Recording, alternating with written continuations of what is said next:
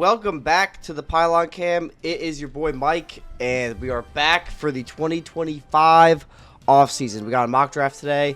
Turn on notifications for the channel because I'm working on some other projects, some team-specific videos. And if you're wondering why there is a farm behind me, it's because I moved my office into my son's room. It's getting pretty big. He's taking after me with my 6'5" frame. He's getting rather large.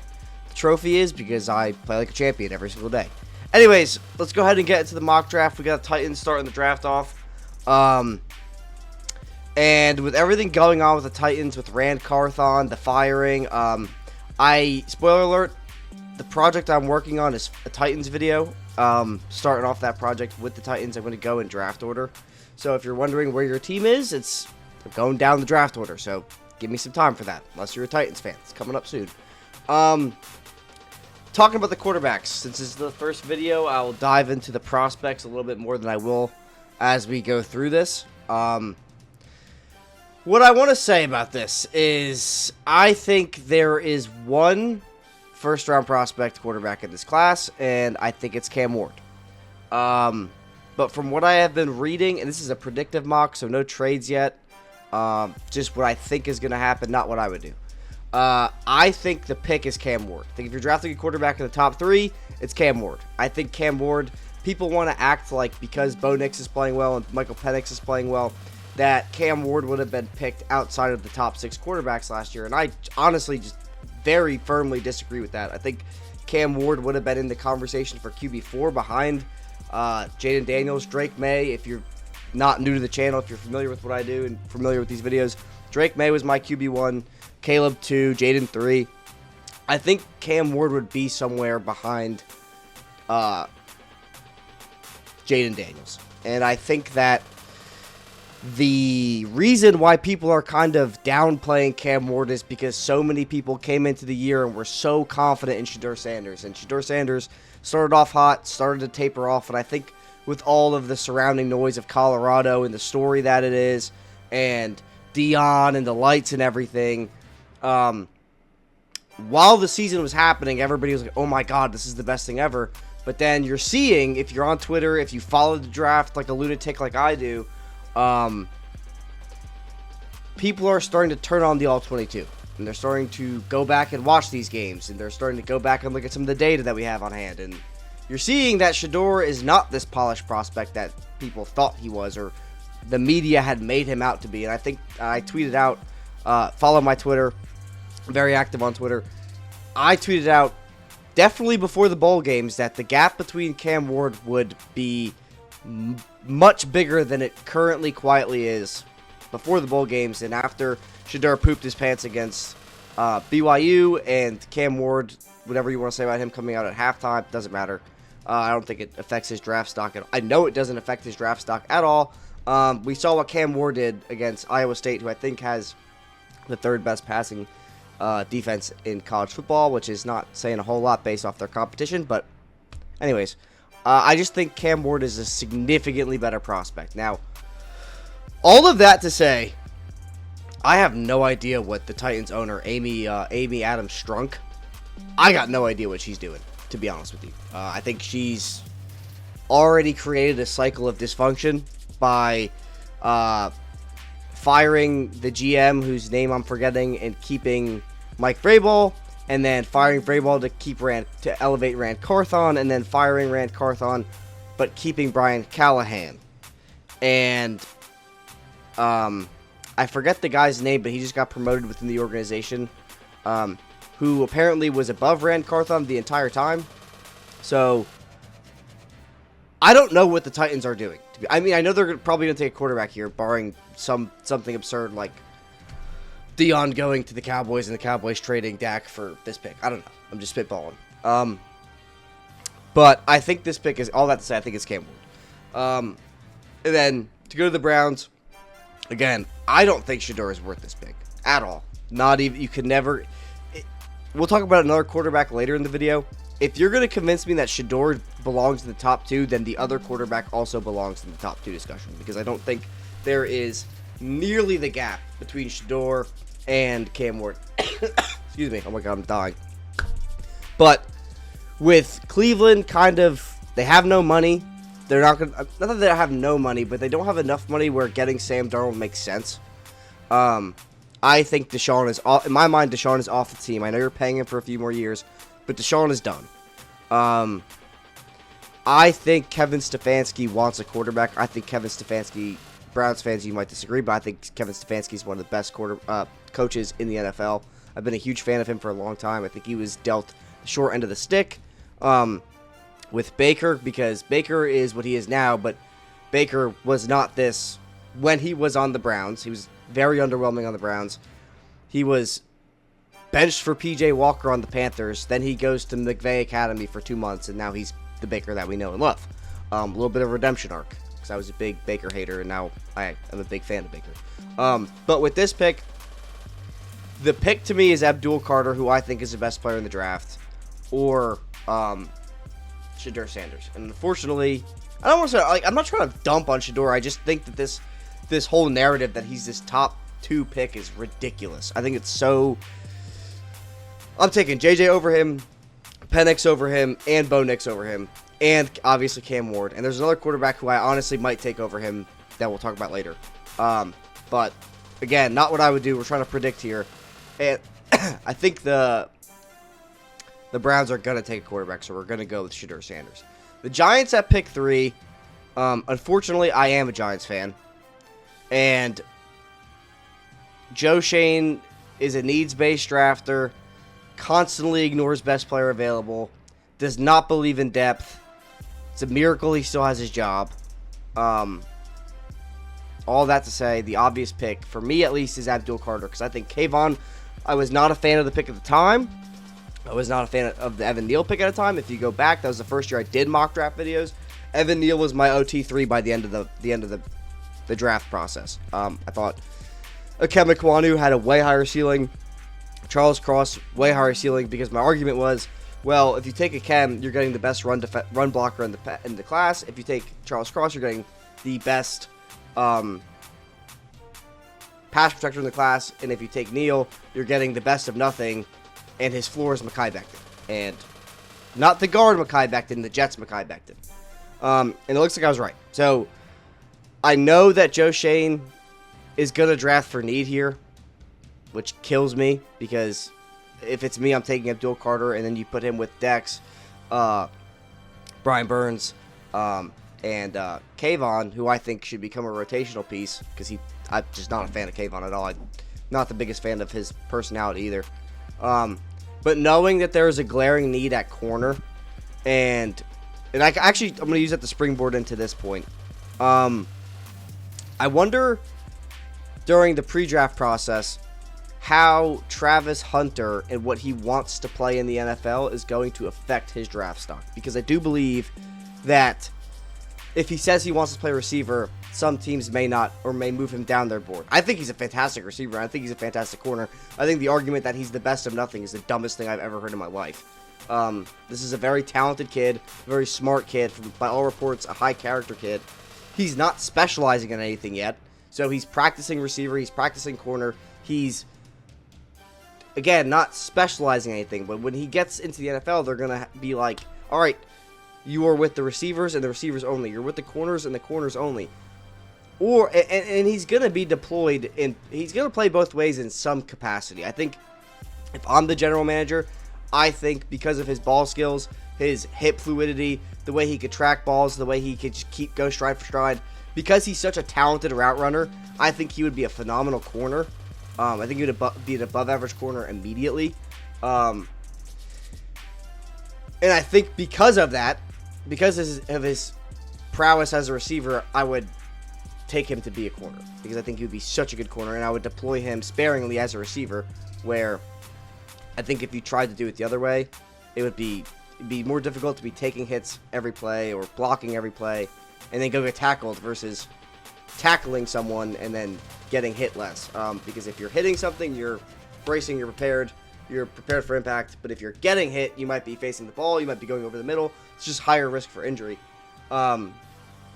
So with the Giants, they would obviously be drafting him to be a corner. And they do have a need at wide receiver too, but with Malik Neighbors there, who I'm a massive fan of, Um, we're going to take Travis Hunter here. And then the Patriots just keep stacking best player available. You're going to be in a bidding war for Tet McMillan. I'm sorry, not Tet McMillan. Not Tet McMillan. T. Higgins. And you're going to be bidding against Washington and Carolina. You could forego that and just draft Tet McMillan. I don't think Tet McMillan is worth the 4th overall pick, in my opinion. I don't think he would be drafted. Now, walk with me on this for a second. I don't want you to jump down my throat before you hear what I'm not saying. I don't think, as prospects, Tet McMillan would be drafted before Rome Odunze. I think if you're doing it now and you know Rome Odunze is going to be, not underwhelming, but because I think I'm giving the Bears offense a lot of grace because it's the Bears. And no offense to Bears fans, but you guys have not been an above average passing offense since, like, there were 4 teams in the NFL. So I'm giving this time. I think Caleb will be fine. I think the Bears will be fine. They cannot botch this coaching hire. That's, like, number 1. But rant aside, I digress. I think you just take Abdul Carter. And I think that with Mike Vrabel being hired, he is going to want to address the trenches both ways. And I think, I think this is a talented receiver class. A lot of people say it's underwhelming. It's obviously underwhelming on the back of what looks like one of the best receiver classes of all time. But I think it's kind of somewhere in the middle between 2023 and 2022. Because people say it's top heavy. I don't really think it's that top heavy. You got Tet McMillan at the top, Burden at the top, and then there are some cats in the middle that I really like. Huge fan of Trey Harris. Emeka Ibuka, I'm way higher on. Jaden Higgins, good X receiver. Big fan of Torrey Horton, but he got hurt this year. Jalen Noel looks like a fantastic slot receiver. I mean, you got options. Like, it's not like it's like there's no talent, like people are making it out to be. And then at pick 5, excuse me, getting over a cold. Pick 5, we have the Jags. And the Jags made the decision to keep Trent Baalke. I don't think firing Doug Peterson was a shock to anybody. I think that was expected and wanted by many amongst Duval County. Keeping Baalke was kind of weird because you're limiting your coaching search. You are hamstringing yourself to a GM who is already on the hot seat, so coaches are not going to want to come there knowing that the GM is on the hot seat. And like, if you got someone like Ben Johnson who's been extremely picky throughout this process over the past 2 years, if he doesn't want to work with Trent Baalke, you've automatically ruled him out because he doesn't want to be there because you kept Trent Baalke. And we know that Trent Baalke likes to just draft like mammoth human beings. Like, I love Brian Thomas Jr. I was on him throughout the draft process, but the Mason Smith pick kind of was like, what? But he played 384 snaps. He had 3 sacks, 0 hits, 11 hurries, 9 tackles. Just like a very poor year. I'm not going to write him off because he's a rookie, and I don't think these kids should be written off after 1 year because that's why players develop. That's why we track this every year. But I do think that you draft Mason Graham, who I think is one of the top players in this draft, and now you have an identity on defense because the defense is really what's lacking. I mean, the offense is kind of all over the place with the backfield being, I'm going to say Travis Etienne was not bad because he's bad. I think he's bad because it was a Doug Peterson offense, and that typically happens to players running backs in Doug Peterson's offense. I don't know why. It could be because they just can't get tempo being rotated out like they were with and I was a big Bigsby fan, but if you have someone like Travis Etienne, like, let him go. I don't know what the fall off was with him. I really don't think it's him. I could be wrong on that, but it's just weird. Tet McMillan was in play, I guess, but again, I think Mason Graham's the best player on the board at this point. And I think putting him next to Josh Hines Allen and Trayvon Walker, who is blossoming into a very good player quietly, and he'll always get matched up with Aiden Hutchinson because, Aiden Hutchinson should have been the pick. Everybody knew it should have been the pick. But Baalke and his vision for the team just likes these tall, long players, and Trayvon Walker was the specimen of the class, so took him at number 1, and it's working out. Aiden Hutchinson just happens to be a defensive player of the year candidate. It just is what it is, but he's not bad. Like, Trayvon Walker is not bad, and he'll probably get better again next year. At pick 6, we got the Raiders. Quarterback needs to be addressed, but you're not going to just force it here. You're not going to just take a Jalen Milroe, who is not my QB3 in the class. You're not going to take, there's nobody to pick at pick 6 for at quarterback. You could take Tet McMillan, with Jacoby Myers, who I'm a big fan of, and Brock Bowers. Tet McMillan, not a bad option, but I don't think he's the best player on the board, and I think with a franchise like the Raiders, you need to keep stacking talent. And with how bad the secondary was, with a prospect like Will Johnson here, I think he makes the most sense because, I just think he makes the most sense because you need a lockdown corner. Your secondary is bad. The defensive line is not bad. Your big free agency signing was Christian Wilkins, but unfortunately he got hurt for all of the year or most of the year. I'm forgetting off the top of my head, but I don't think Tet McMillan is the pick here. I think Will Johnson, better player for a position of need. But yes. And then at pick 7, it's going to sound a little bit contradictory to what I just said, but we are going to take Tet McMillan. And I think the reason is Devontae Adams is leaving. Aaron Rodgers is probably leaving. Garrett Wilson may want to get traded. And if Garrett Wilson stays, your receiving core is Garrett Wilson, Malachi Corley, Xavier Gibson. Again, quarterback is a need for this team, but they haven't hired a general manager yet. They haven't hired a coach yet. We don't know which direction this is going to go in. If it's an offensive hire at head coach, it could change things. If it's a defensive hire at head coach, it could change things.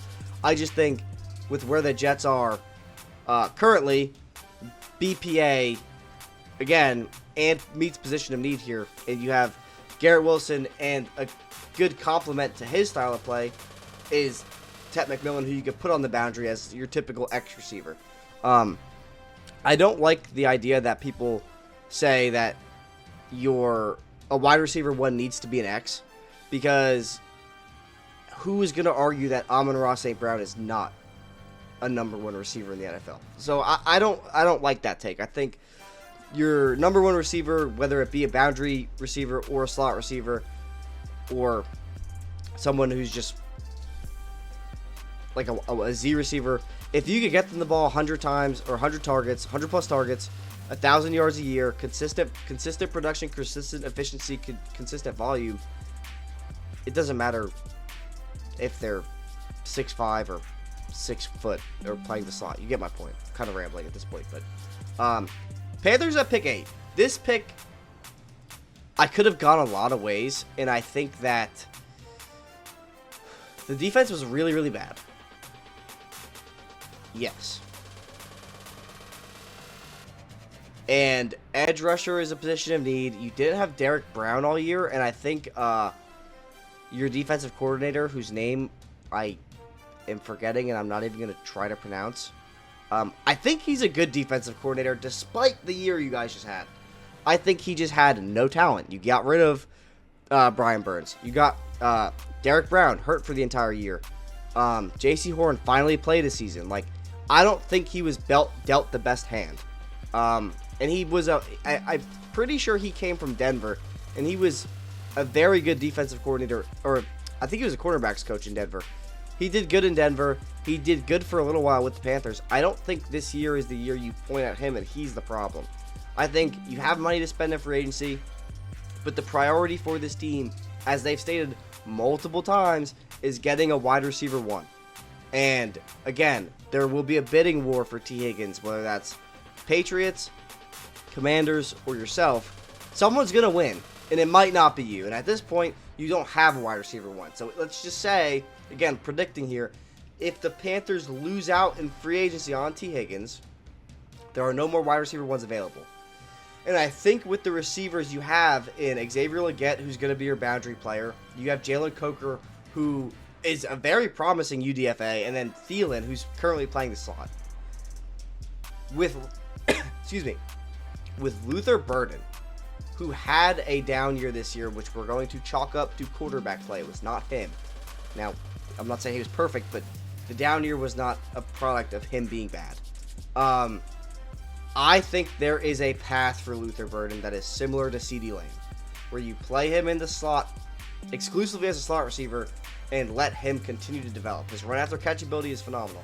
He can go over the middle. He is a savvy route runner. I think this is what you need. And with Adam Thielen there to guide this, I think the sky is the limit for Luther Burden in this scenario. So we're going to go with Luther Burden there. I know you want defense, but again, looking at the board, you could go Jalen Walker, you could go Nick Scorin, you could go Malachi Starks if you want to take BPA.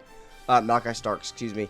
But I think that with what this team is prioritizing and knowing their path or their objectives for this offseason, and we're playing a little bit of devil's advocate of if they lose in free agency, because the Patriots were willing to overpay for Brandon Ayuk. So odds are they're willing to overpay again for T. Higgins. And T. Higgins, another team that is in play for T. Higgins that nobody's talking about is the Bengals. The Bengals do not, like Joe Burrow, Jamar Chase, they don't want to let T. Higgins out the door. So there is a chance, Carolina fans, that you do not win the T. Higgins sweepstakes. Please don't murder me for that. At pick 9, there are a myriad of ways we could go here. Assuming, we're going to make some assumptions. Derek Carr stays, number 1. You address tackle in free agency because Ryan Ramczyk pretty much retired. And I know Kelvin Banks and Will Campbell are here. Will Campbell is projecting to be a guard, so I don't think you put him at right tackle. You can. I think Will Campbell is a very similar situation to Peter Skoronski from a few years ago, where, in my opinion, and my argument was you're getting a player who is a fundamentally sound player. He is going to work in the NFL. If you have to kick him out at tackle for a few games, if someone gets injured, you're going to be fine. At floor, you're getting high-level guard play, which is what the Titans have gotten from Skoronski, and I think Campbell is going to be the same exact thing. You're just getting a technically sound player, struggles with speed rush, has tiny arms. Not tiny, but tiny for tackle. However, Chase Young is a free agent, and your D-line is getting old. So, I think that with all of the edge talent outside of Abdul Carter being here, edge is the pick, in my opinion. And I want to take someone who is going to help in run support immediately, but then also can develop like Trayvon Walker, who is a freak athlete, coincidentally from Georgia, and Mykel Williams. You're going to see, if you're a fan of mock draft videos, Mykel Williams all over the board. Front of the first round. Some people love him. Some people think that he's a project and they're putting him in the back of the first round.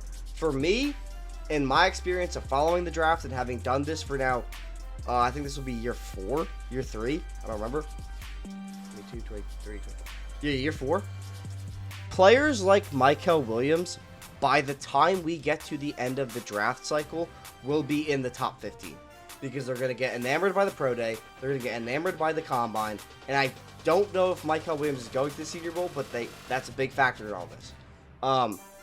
So I'm predicting and projecting here Mykel Williams' position of need, best player available. Mykel Williams will be way up the board. Another player you could rotate in here is Nick Scorin. And then another player who we're going to talk about in a little bit is someone I'm predicting will be in the top of the draft.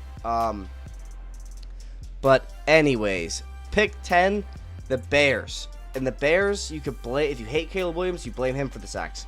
If you're a Bears fan, it was the line. For me, it was somewhere in the middle. I saw a stat the other day that Caleb Williams evaded 50 sacks. And he was the most sacked player in the league. So, that number, if you have Joe Flacco, the amount of times Caleb was sacked, add 50 to it. Basically is the point. And then Caleb did create a lot of his own sacks, but he's a rookie. Bryce Young did the same thing last year. That's what I'm saying when I was talking about the Pats. This coaching hire is the most... Well, my dryer just went off. This coaching hire is the most paramount thing that happens this offseason. You have to get this right. Ben Johnson is obviously option number 1. Liam Cohen is another great option, but again, you also do need support along the offensive line. I'm not saying the offensive line was good by any means. And I think, again, someone like Will Campbell, who has the flexibility to kind of, play guard if you need, kick out a tackle. We're going to take Will Campbell here. I think it's one of the best fits in the draft if he falls to 10, because he could go at 9. I think the Bears are always picking at 10. But anyways, pick 11, 49ers. Now, I want it to be really, really spicy here, and I'm not totally against this because we know how important this player is to the 49ers offense. I thought about taking Ashton Jeanty here because, yeah, you have Jordan Mason. See, there goes the dryer again. C-Mac, when he's healthy, is obviously one of the best players in the NFL. And then you have Isaac Urendo, who looked like a pretty good back when he got his chance. All of that to say, Ashton Jeanty could be getting Christian McCaffrey off the books. I think he'd have that type of impact immediately. And if you're going to pay Brock Purdy, which I'm still very on the fence about, using the McCaffrey money but keeping the production in Jeanty and then paying Purdy seems like a very good transition. But at the end of the day, you also really, really need tackle help. Colton McKivitz was not a complete disaster, but Trent Williams is also getting older. I also thought about going Jalen Walker here and putting him as full-time edge. But I thought that, this running back class is deep. You have first-round talent that's going to fall. Omarion Hampton, I think, could be a first-rounder. Some people like Caleb Johnson. And then you got second-round studs like Cam Scatterbo. I think Trayvon Henderson would be very good in this offense. I just don't know how different he totally is from Isaac Urendo because they're just really good straight-line runners. I'm not trying to say Trayvon Henderson is just a straight-line runner, but I hope you see what I'm trying to say. But I think we need to start putting in place an insurance policy for Trent Williams. So we're going to take Kelvin Banks Jr. from Texas. Then I picked 12, we have Dallas. Part of me wants to go D-line here, to be completely honest with you. Because the small voice inside of my head is saying they're going to keep Rico Dowdle. Which I don't know if it's the worst idea ever. It's definitely not a good one in my opinion. I'm not going to say it's a bad idea, though, because he wasn't horrible this year. But Boise State and the Cowboys just have always gone together historically. And I think that this kid wants to be a Cowboy. I'm pretty sure he's from Texas, too, so that's an added value. Miami is where this could be a pivot point in the draft. Because Miami definitely needs offensive line help. Like, very bad. They kind of walked the line of Tua could just get the ball out so fast that we don't need to prioritize fixing the offensive line. But I think they undercalculated how big of the impact Robert Hunt had and Connor Williams. So I wanted to go offensive line here, but at the same time, my headphones just turned off. But at the same time, Javon Holland is a free agent. Lost my train of thought for a second. Javon Holland is a free agent, and or he may leave in free agency. We don't know if he's getting re-signed. You don't know what the D-line is going to look like. I was a big Chop Robinson fan last year. And you have, what's his name? He tore his Achilles. I'm blanking on his name. Phillips. Something Phillips. You don't know what he's going to look like when he comes back. I think the best player on the board who also is going to fit a position of need, who also just might be one of the best players in the class when it's said and done, and I felt this way about Kyle Hamilton, is Malachi Starks. He's only going to fall because he is a safety, and I think we see this every year, and I was very adamant about Kyle Hamilton and Tyler Linderbaum being top 10 picks, but everybody was yelling at me, positional value. Well, last time I checked, they're 2 All-Pros, so I'm taking the All-Pro over fitting a position of need because of positional value 10 out of 10 times. So I think Malachi Starks, same type of thing. Like you could be potentially getting a Javon Holland replacement who is a top 5 player in the class, who also might be an All-Pro. So I know people don't get excited about safeties, but it's a big value add. I mean, look how McKinney helped out the Packers this year. As a Giants fan, it sucks, but leading the league in takeaways. I mean, taking the ball away is how you win games. Colts at pick 14. I know everybody is peppering Tyler Warren here, but I don't think they're really taking into account, like, Shane Steichen's offense does not prioritize tight ends. Look at Dallas Goedert in Philadelphia. I think that I'm not going to say they're not scheming Mo Alley-Cox into the game plan, because why would you? But, again, pass catching option is not the issue with this team. Like, Michael Pittman, very good player. Josh Downs, very good player. Alec Pierce, very good player. It's a very, complete receiver room. The issue is the defense, in my opinion. I think your linebacker room is really bad. And I think that, again, similar to the Dolphins, you're going to take one of the best players in the draft who's going to fall because of his position. And that's Jalen Walker, who some people are projecting as a full-time edge. Some people have him as an off-ball linebacker. I think, why not use him like Micah Parsons, where you do both? You put him on the line in some cases, you take him off the line in some cases. And then you let him develop, and you let him figure out what he's best at in the NFL, because you don't know yet. You may think you know, but you don't. So I think it's an upgrade to the linebacker room, the off-ball room, and it's an upgrade to the D-line. And I think Kwity Paye, you have to decide to pick up his 5th-year option, or you did pick up his 5th-year option, and he needs to be extended after this year. Forgetting which draft class he is off the top of my head. I think it's 2021, because he was in the Kadarius Toney class. So yes, 2021. So you probably need to decide whether you're picking up his option or not. And then Falcons at pick 15. I think this has been argued to death. Or stated to death, and it's just a matter of who do you want to be your pass rusher. And I think that there are plenty of options here.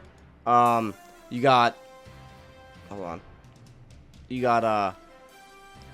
Nick Scourton, obviously, can come off the board here. Nick Scourton, I don't think Shamar Stewart comes off the board here. James Pierce, if you want just arguably the best pass rusher in the class. I am a big fan of Mike Green. I think Mike Green is definitely in play here, and he's a player, like I was explaining with Mykel Williams. Once he tests and goes through the Senior Bowl and goes through the Combine, Pro Day, gonna fly up the board. I mean, this guy is in the 96th percentile in or higher in 4 different categories. And you're saying Mike, he plays at Marshall. Yeah, I understand that, but he's also a freak of nature. So, I mean, let's just click on his thing real quick. 90s all around. I mean, this kid is just a freak of nature. 6'4", 248, redshirt sophomore. He's an early declare. And I don't mean 90s all around as oh, look at what PFF is saying. Because I think they had, he was a running back the Vikings drafted a few years ago. In the 7th round. But same thing. He had all 90s and he just sucks. So I'm not saying that, but this kid is the real deal. And I know a lot of people like Mike Renner are high on him. I think he will be in play at pick 15 by come March or April. But for right now, we're going to take Nick Scourton, who I think is kind of the same thing. You're getting the best edge defender available, which is your biggest need. I would argue James Pierce is a prospect who is in dire, suffering drastically from prospect fatigue. Because he was such a good freshman, he was such a good sophomore, and he didn't have the best year sophomore year, he didn't have the best year junior year, but he's just been good the entire time. It's when a freshman comes in, you're this is the next Lawrence Taylor, and he doesn't hit that imaginary standard you set for him. It's oh, well, he's not as good as we thought he was. No, he's still a very productive player. He just didn't live up to the expectations you set for him that were unrealistic anyways. And then at pick 16 here, we have the Arizona Cardinals. And I lost my train of thought. Oh, yeah. So, with the Cardinals, we're going to take someone I'm really high on, and I think that the league will become high on. He just had one of my favorite quotes, ever, from the draft so far. He said he's the next Aaron Donald, and that's Walter Nolan. I think Walter Nolan again, let's just take a step back. I should explain this before I made the pick. The Cardinals need to address who they are as a team, and I think they have laid the foundation for their offense. They have Marvin Harrison. They have Trey McBride, obviously. They have invested capital and assets into being able to run the ball with run blocking tight ends, high efficiency run blockers on the offensive line, Trey Benson, who they traded up for, James Conner, who they just extended, and I think with James Gannon there, eventually you got to touch up the defense and take some pressure off of Kyler, who I have just been very upset with lately. But that's neither here nor there. And I think it starts up front. You know, we saw what Gannon did with this D-line in Philly. He's going to try to do that again with the Cardinals. And I know that some people aren't like, what's the word? This high on Nolan yet. You see, you know, like Tyleik Williams I've seen go top 10. Derek Harmon, obviously. Kenneth Grant. But I think that Walter Nolan has been floating around back end of the first. I think when it's said and done, bro, this kid's going to be way up the draft board. He's just so productive, and he's just good. Like, he's just so, in my opinion, he's just so good. But anyways, Cincinnati at pick 17. I really struggled with this pick, and you could be saying, Mike, you're an idiot. Just take offensive line. But it's not that simple, in my opinion. Like, you had you were number one in the league in passing yards. Joe Burrow has been doing this for years.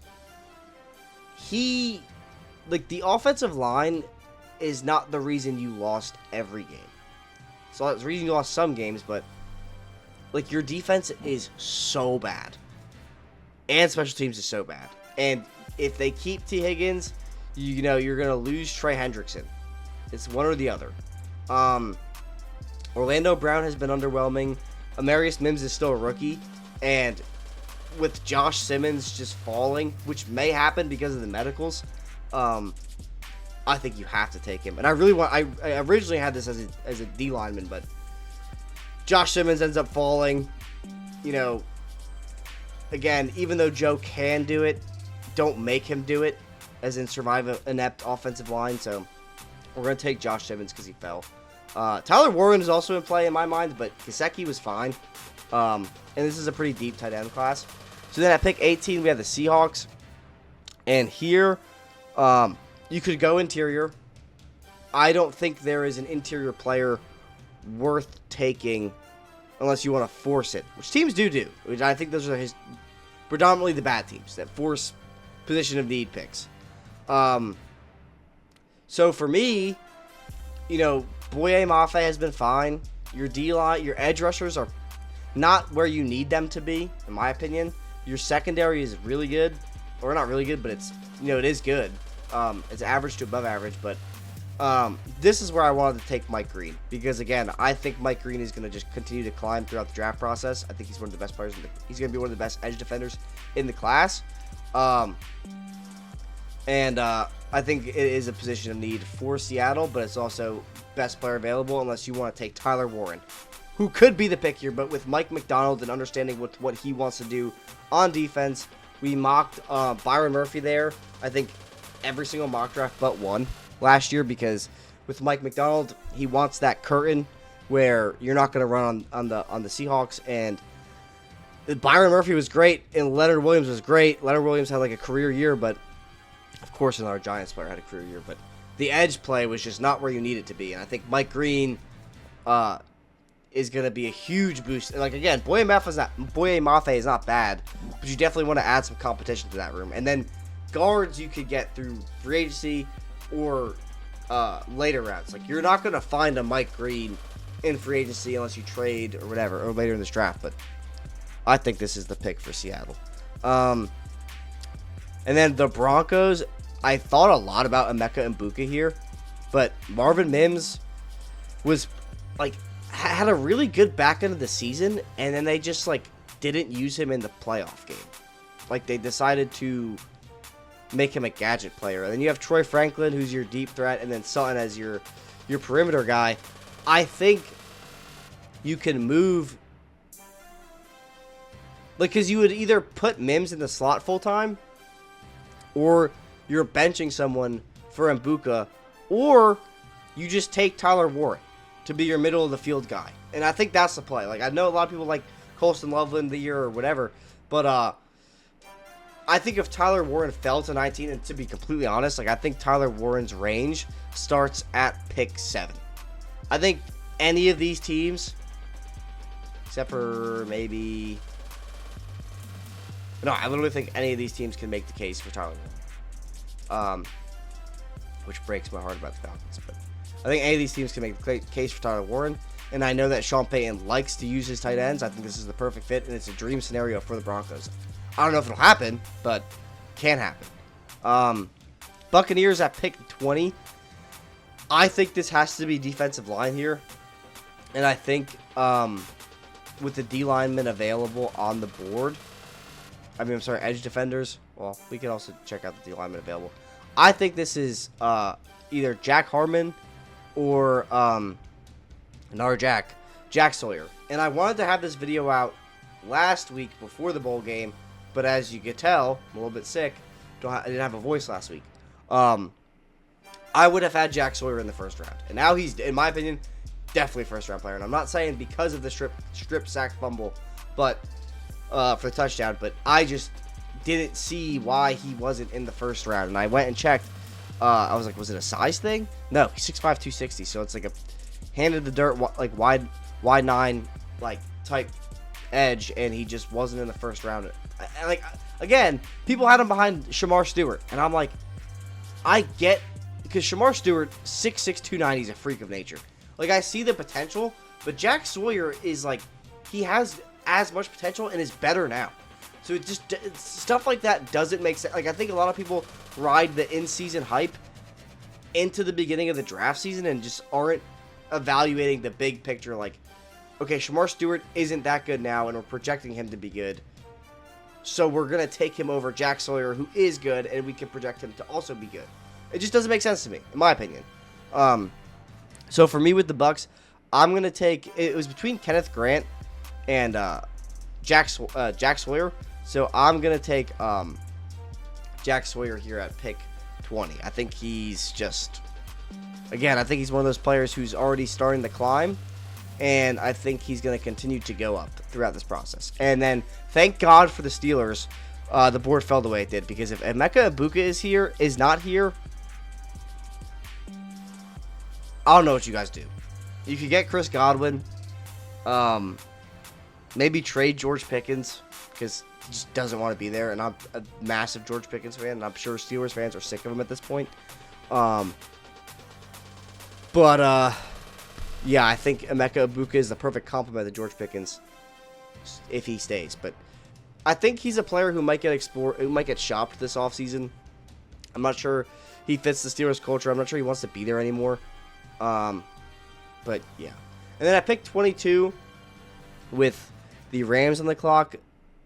This is where I want to make my argument for QB3, Jackson Dart. I am a massive Jackson Dart fan. I think that Jackson Dart, I think because of Matt Corral being, it doesn't make sense to me, but I think because Matt Corral was like decent at Ole Miss and everybody loves the helmet scout, and he's failed out in the, like, flunked out of the NFL, not flunked out, but like burned out. People are holding that against Jackson Dart. And I don't think they've watched Jackson Dart. Jackson Dart has over 4,000 passing yards. He had over 700 rushing yards. Very good pocket mechanics. Very good throwing mechanics. He is a former baseball player. So he's a dual sport athlete. You see that in his tape. Very good slider, which, I mean, that matters. And I think with Stafford, you don't know how long that's going to go on for. I could not think of a better landing spot for Jackson Dart and a better person to mentor Jackson Dart than Matthew Stafford, because Jackson Dart, I don't know if it says it here, but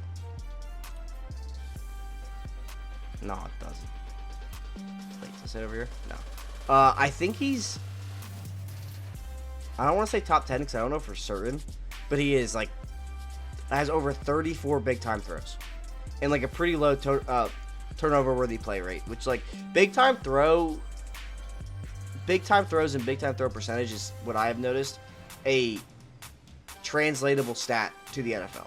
I don't know if everybody's there yet, but for me, like, if you could fit the ball in the tight windows, if you're comfortable fitting in the tight windows, if you can make those throws in college, it does translate to the NFL. I think Drake May, Jaden Daniels were like crazy high big time throw rate players in college, and I think with Dart, again, like, point me to the difference between Dart and Shedeur Sanders. It's not anticipation.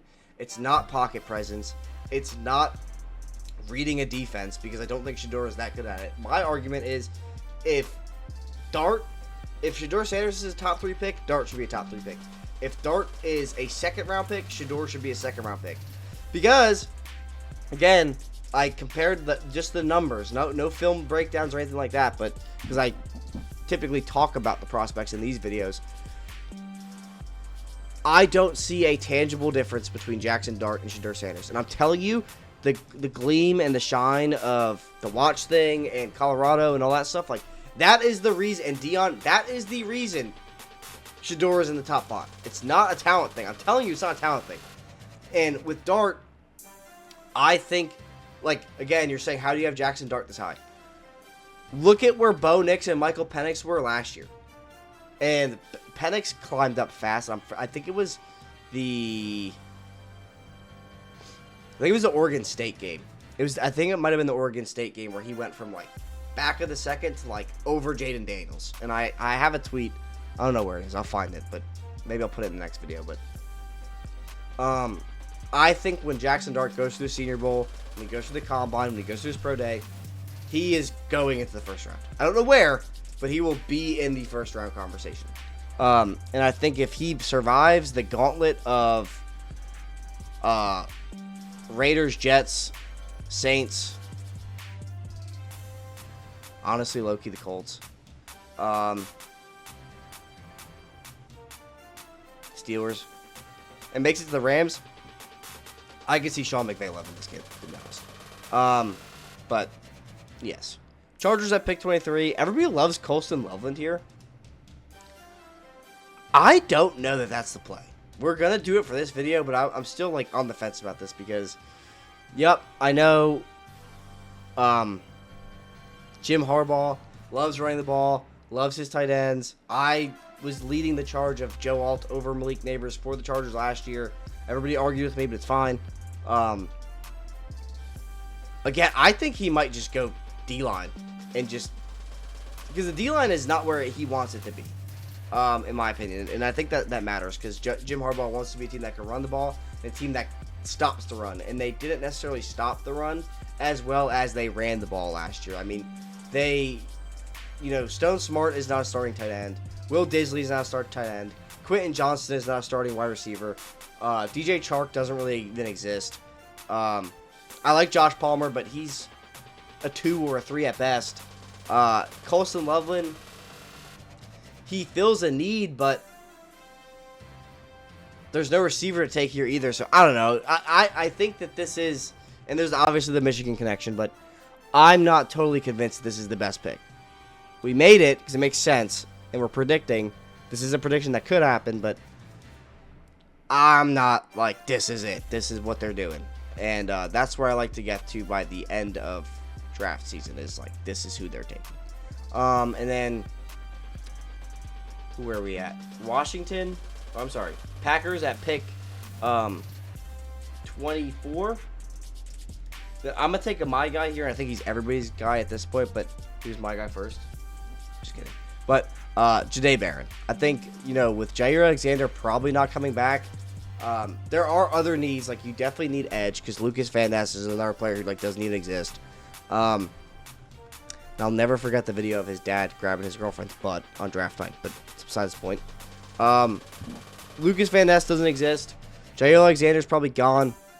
Again, best player available, position of need, hand-in-hand marriage here. I think that Jahdae Barron or Siobhan Revel. I think those are the two players in play. I think Benjamin Morrison definitely could be in play as well. But I don't know with his medicals. Siobhan Revel, obviously, his medicals a question mark. But anyways. And then Texans, at pick. Excuse me. Texans at pick 25. Some people make the case that you need to go receiver here. Again, there's no receiver to be taken unless you want to go Trey Harris, but you have Nico Collins, and Trey Harris will be doing like the same thing. Obviously, Tank Dell, hopefully he gets better soon, but he's your slot receiver. So I don't think receiver makes sense here.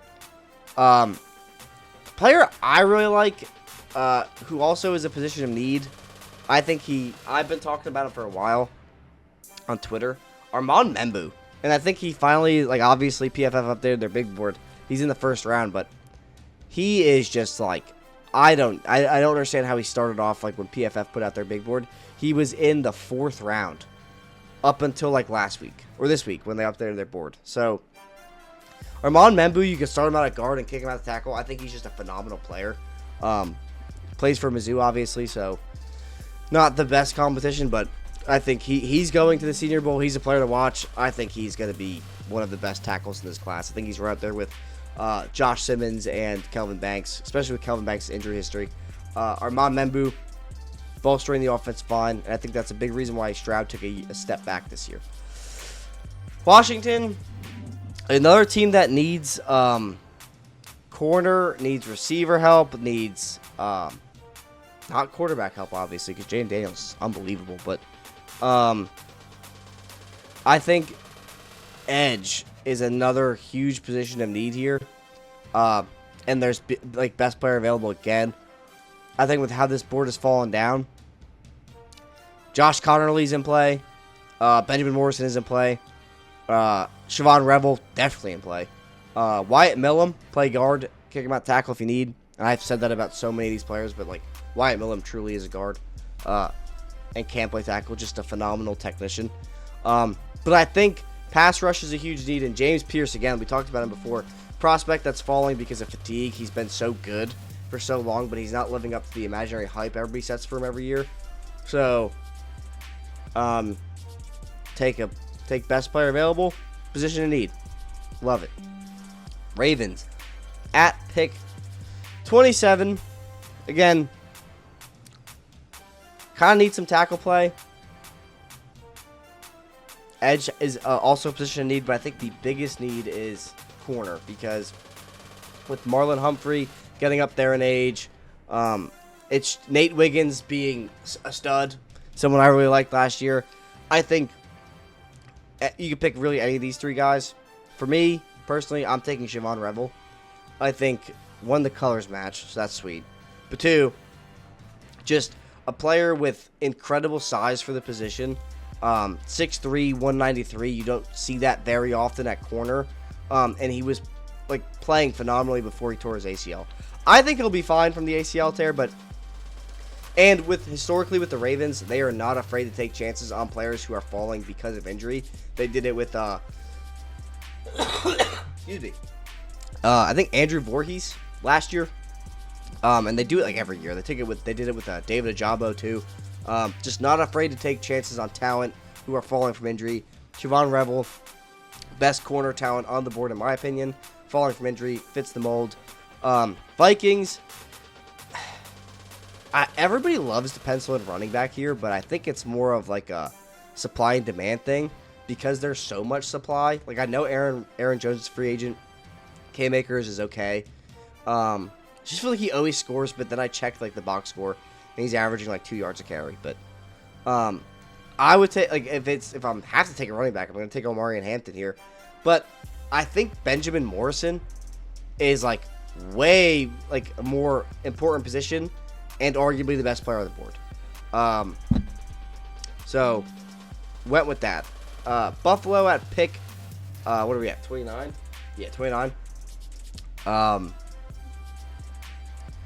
We have to go D-line here. I think with Greg Rousseau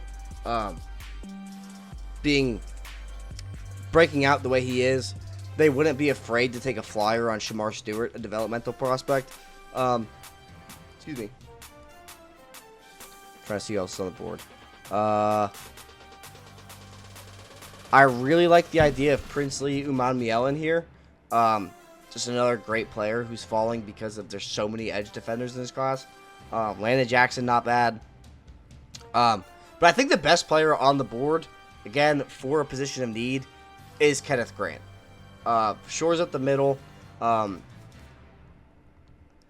think with the offense, because of how amazing Josh Allen is, you don't need to force anything there. And I think D-line is where you're really struggling. Secondary also needs some work, but Kenneth Grant falls this far in the draft, you have to take him.